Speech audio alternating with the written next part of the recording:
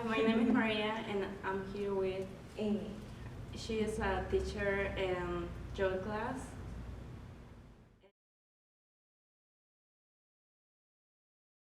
Started yoga when I was in my first year of college. So I had to take a yoga class for college, actually. So I had to pick, similar to what you're doing now, I had to choose a program for physical education. And I just happened to have an amazing teacher who I fell in love with, and also, well, fell in love with her practice and yoga. I became a student for the rest of my years in college. And Where did you go to school? Stony Brook University. It's in Long Island. And I got certified to teach 3 years ago. And then I've been teaching ever since. Wow. So yeah, I'm still a yoga student as well. But why do you like it? Where do I start?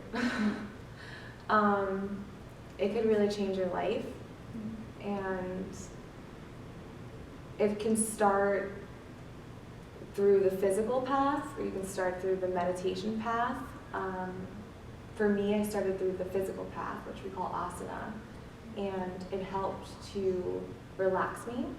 It helped to reduce my anxiety, and it helped me through a lot of hard times in my life. So, and it also gets you in good shape. It's just kind of a side effect. I guess that's why I love it so much.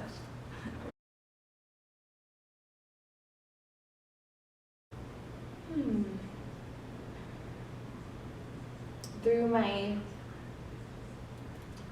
let's see, I've known about yoga before I took a class. So it's kind of everywhere now. You can just find it in gyms or studios, on TV. So I discovered it at my college. Yeah.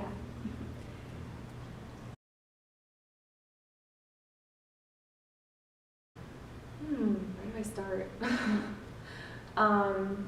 It could really change your life, and it can start through the physical path, or you can start through the meditation path. For me, I started through the physical path, which we call asana, and it helped to relax me. It helped to reduce my anxiety, and it helped me through a lot of hard times in my life. So, and it also gets you in good shape. It's just kind of a side effect. I guess that's why I love it so much.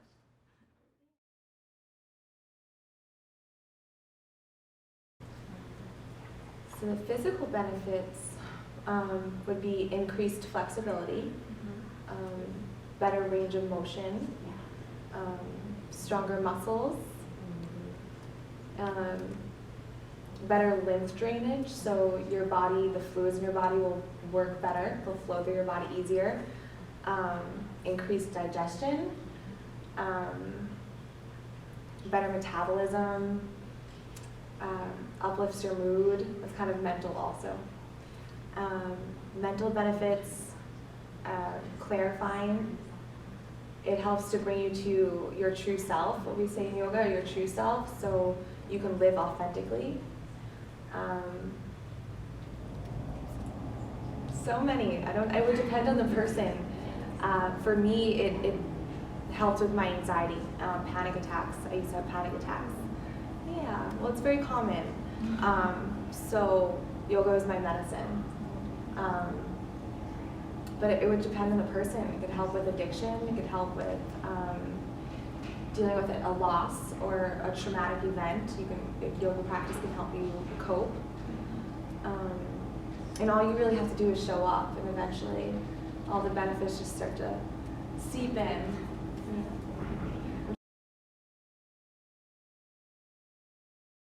So in America, we typically approach yoga through the physical realm. So there's 8 limbs of yoga, which is 8 facets or 8 pathways to yoga. asana, which is the physical practice, is only one pathway. So all of them lead to the same benefit: joy, everlasting joy, and knowledge of our true self. So when you come to a yoga studio, you practice typically the physical practice, and then you might do some breathing, like we did that alternate nostril breathing. That's pranayama, so that helps reduce stress. And how does it reduce stress? Let's see.